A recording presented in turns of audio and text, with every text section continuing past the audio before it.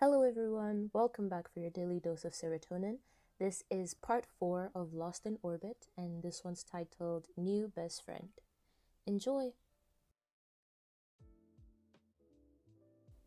The deep orange sun dips into the gray sky, spilling through the tall windows in scattered flecks of light.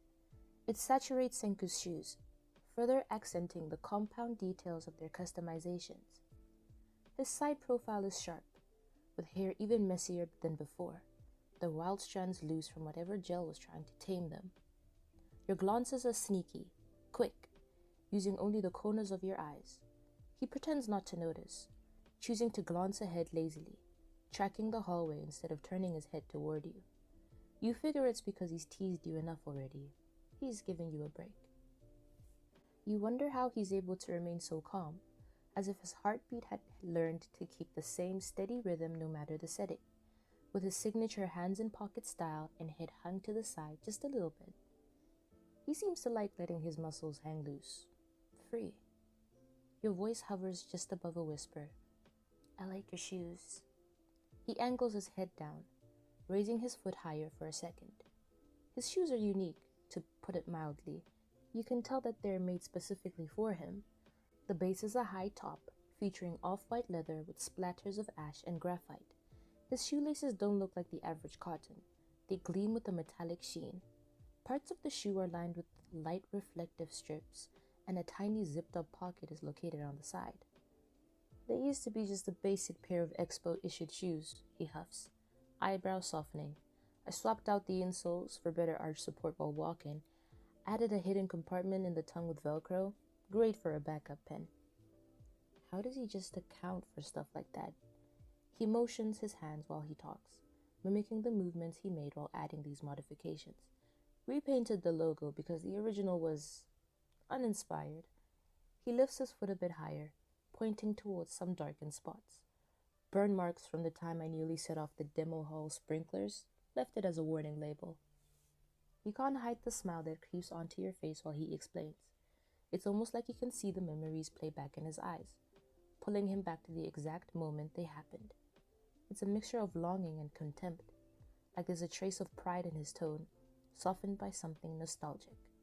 Like every scuff and tweak tells a story only he remembers. I didn't think you were the type to care about that kind of stuff, you say. He eyes you quizzically before chuckling. I would say you don't look like the type to be attacked by vicious books, but... He trails off. Hey! Your mouth drops in shock, and you nudge him with your elbow. A small sound slips from his nose. Not quite a laugh, but close enough. His gaze shifts downwards. Shoes are just mobile gear. If I can prevent a misstep with some simple tinkering, then I'm on it. It's good science. He wiggles his foot. Utility over fashion any day, but if I get both, bonus. You hum in response. It's funny how he speaks so technically, like every little detail it's worth its own little detailed evaluation, and yet he still finds a way to include his own little quirks in his speech. That's quite a lot you've learnt about him in these few hours, more than years of dwelling over him have ever gotten you. Of course, some things remain correct. He's logical and straightforward, valuing efficiency and convenience more than flashiness. All the qualities you'd expect in a thriving scientist. The air warms up with spices, like roasted garlic and cracked pepper, blending with something sweet. Your stomach twists before you can stop it. You perk up at the strong aroma, mouth-watering as the smell of cozy spices and delectable cooking tastily fills the air. Thickly, you swallow, imagining all the sweet and savory dishes waiting for you on the other side. The bustling of trays and students grows as you approach the end of the hallway. By the sounds of spoons scraping and metal clanking, the only conclusion you can draw is a buffet. You almost forget that Senku is walking beside you, until you catch a glimpse of his hand moving up to comb through his hair, and his shoes reflecting against the light. The sight makes you realize how different the two of you look here, walking side by side. He's all sharp edges and lazy confidence, like he belongs anywhere he decides to stand. You, on the other hand, feel every curious gaze from passing students, like the universe is nudging you with a neon sign over your head that says, You're walking with him. You fiddle with your fingers, trying not to think about what Amira and Kaede are going to say when they see you walk in together. If Kaede's text meant anything earlier, you're doomed. The minute you step in, you're greeted by a clean and colorful fruit bar, assorted with a variety of beautifully cut and arranged fruit. The salad bar is right next to it, vegetables and dressing gracing the tables.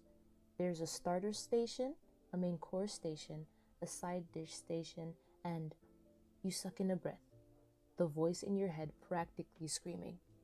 Before you lies a masterpiece, a two-tiered, silky smooth and sweet masterpiece.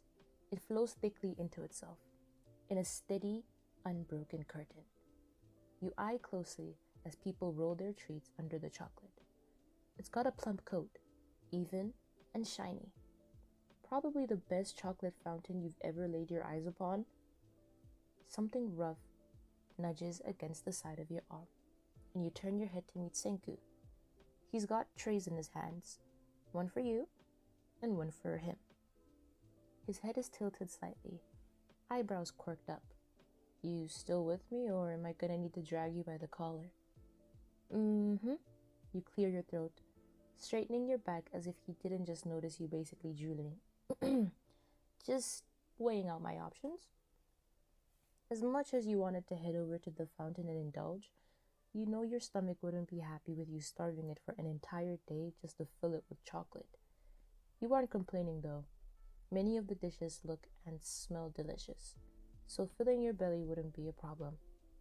By the time you're done, you're scouring the room for your friends. You almost forgot that's why you came here in the first place.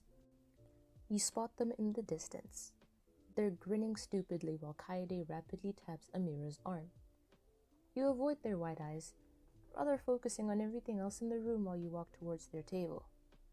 Kaede's voice is hushed, ecstatic before you even place your tray down. Except she's not looking at you. Her eyes are fixated on the spot beside you, and you turn to realize Senku is placing his tray on the table, right next to you. He pulls out the chair and sits down, unbothered by your friends who are staring at him. A part of you expected him to wander off after getting his food, so this is weirder than weird. Well, Kaede nods, eyes darting between the two of you awkwardly.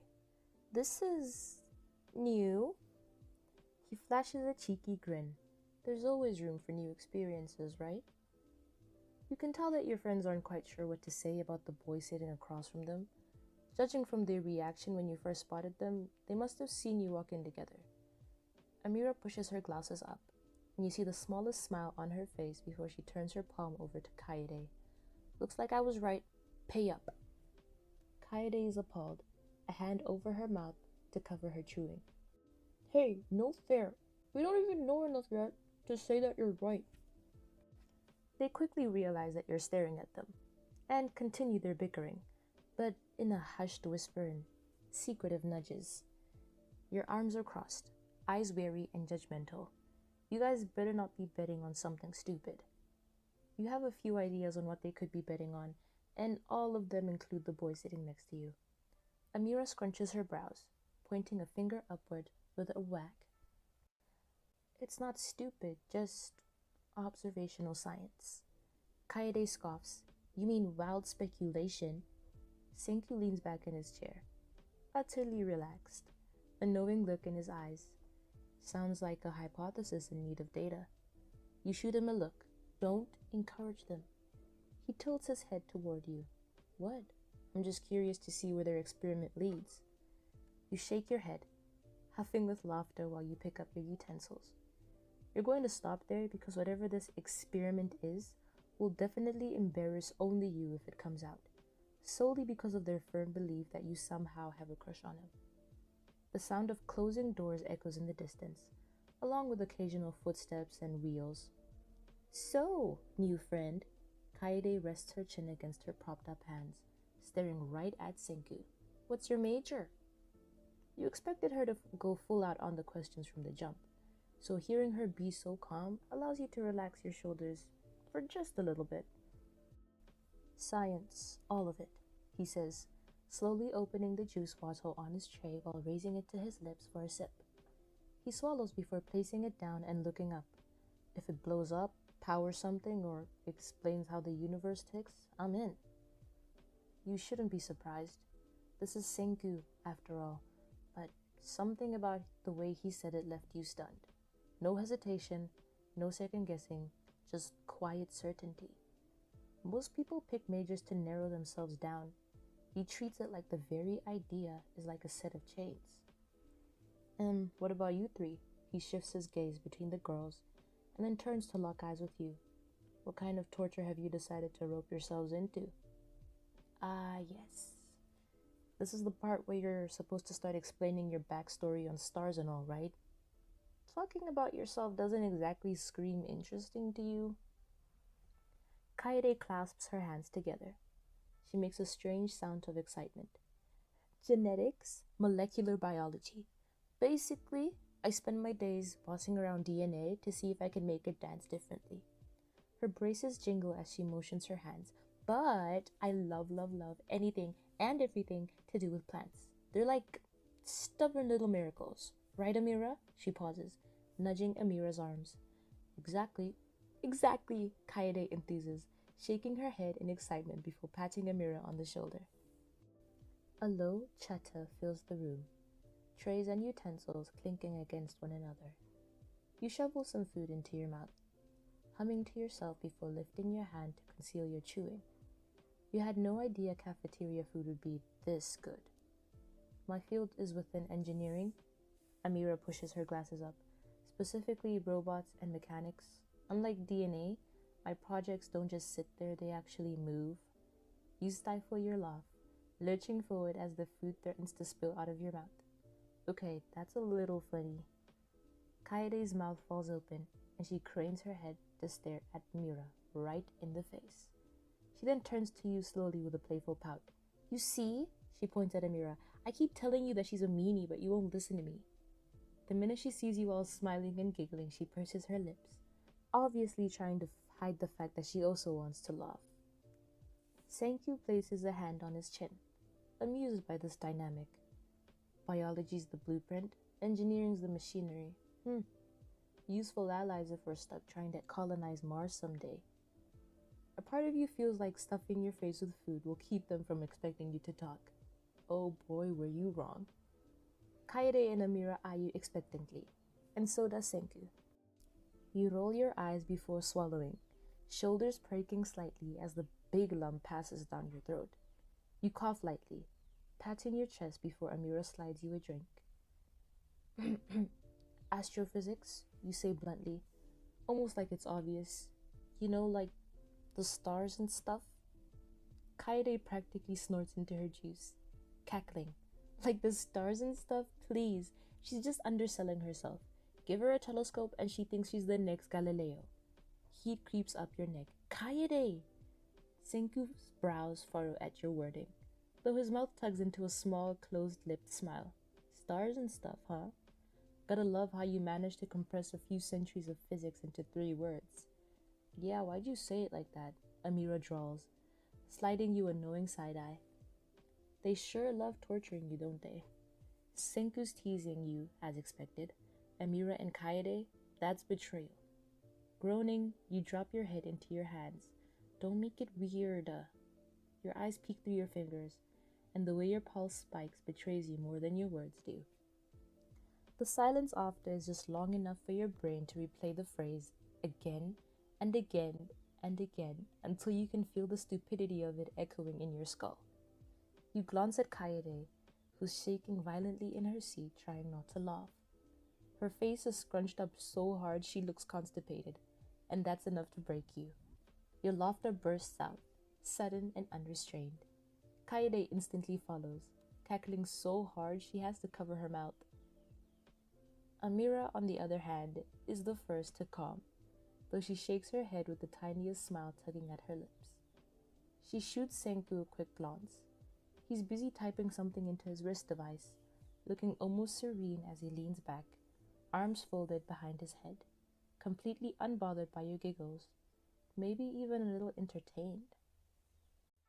By the time you stop, You're wiping tears from your eyes and clutching your stomach, still catching the occasional aftershock snicker. Kaede sniffles and fans her face. Gosh, my ribs hurt.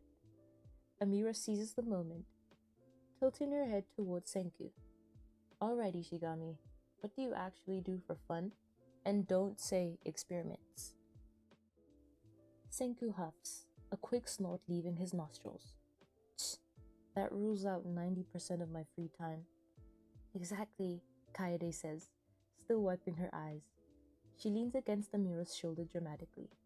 She means like normal people fun. Senku crosses his arms, eyes flicking up as he considers. If I'm not blowing something up in the lab?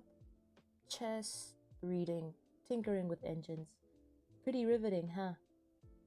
You scoff and flop forward onto your arms, rolling your head sideways so your cheek rests against them. You don't even give him the dignity of eye contact.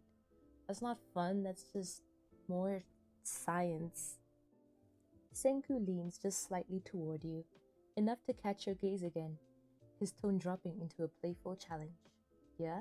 Then what do you do for fun, oh wise astrophysicist? You straighten from your sprawl, mirroring his posture with a sly grin. Wouldn't you like to know, Einstein?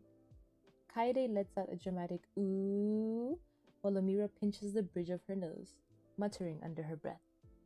Finally, Amira checks her phone and clears her throat. Before this develops into a full-blown science flirting session, dessert. Announcements are in an hour, and I'm not dragging you three out of the hall again. Her gaze lands squarely on Kaede, who pouts instantly. She knows exactly what Amira's referring to. The time she stalled so long over dessert that she missed it entirely. And how dare she say that you were flirting? You shake your head at her with an outraged expression, to which she only responds to by placing your empty tray on top of hers and gathering the empty cups. You clear your throat, chair screeching slowly as you stand up. You suddenly remember the chocolate fountain and your head snaps toward the dessert station. Kaede follows your line of sight, gasping like she's discovered treasure. Oh, you're thinking what I'm thinking? Amira groans, already grabbing the trays. If you two hold us up because of liquid sugar, I swear. Senku rises casually from his seat, slipping his hands into his pockets. Guess we'll find out who's faster, your sweet tooth or Amira's patience. That earns him a glare from Amira, but the rest of you are already laughing as you shuffle towards the dessert station, your little table left behind in the hum of the cafeteria.